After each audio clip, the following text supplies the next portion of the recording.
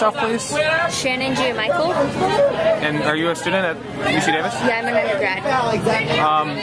I understand that you were among the students pepper sprayed yesterday on campus. Is that correct? Yes. Could you describe what happened?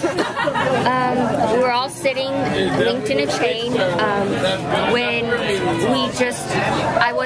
there were a lot of chanting going on. I was one of the people who stayed silent and just stayed linked in the chain, and I heard bystanders who were watching came up to us and just said, "Cover, cover, quickly cover," and people just covered their heads, covered their mouth, and then we quickly heard the spray coming.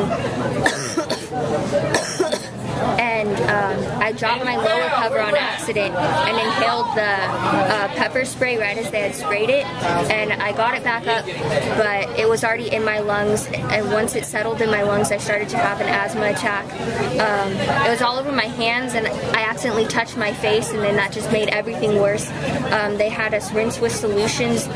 One of them was water, Pepto-Bismol, and baking soda. Who had you do that? Some of the people who were part of the chain and part of the bystanders had that solution. The firefighters had a different solution that they had me use for my eye and for my hands. And then they had me go see the EMTs who transported me to the emergency room because of my asthma attack. Have you spoken to the chancellor and people in the police department? No, I have not. That's one of the reasons why I came here today, and was because we wanted our voices heard. We wanted the chancellor to know what actually happened, because the email we got last night was not accurate. Did they contact you at all before they started? Oh, okay. Well, before. Just at any point, actually, after this incident, did anyone from the administration reach out? The administration didn't contact me at all. The only people that I saw were my friends and the EMTs and the people who helped me at the hospital. And they didn't reach out to your parents or any other type of communication like that? I'm not in contact with my parents, but my emergency contact is my friend Brendan, who you just talked to, and they didn't talk to them either. What were you hoping to tell the chancellor today after the press conference? We wanted to let them know how we were upset, how we were just peacefully sitting in the quad in the middle of the afternoon and got pepper sprayed for sitting there peacefully in the middle of the afternoon, how the email that they sent out said that they used force because tents were still up. When they sprayed the pepper spray, all the tents had been removed at that point. So we were pretty upset about the fact that the email said it was because tents were up and the tents were gone.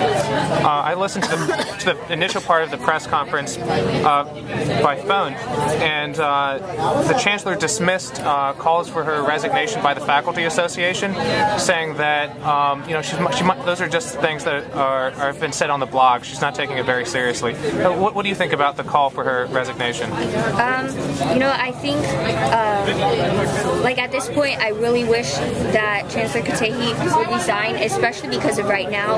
We are peacefully standing here. They are perfectly welcome to walk through. I think it says something, the fact that here we're all students and we're supposed to trust Chancellor Katehi, and they can't even trust the students to walk by. And I think that says a lot. How can we trust them when they don't trust us? Here we are trusting them and they don't trust us. So at this point, while I think it's just a problem with the rules and the fact that how the system is set up, that's what I thought at first, but at this point I think that Chancellor Katehi really should resign, because they've shown that they can't trust us as students, so how can we trust them?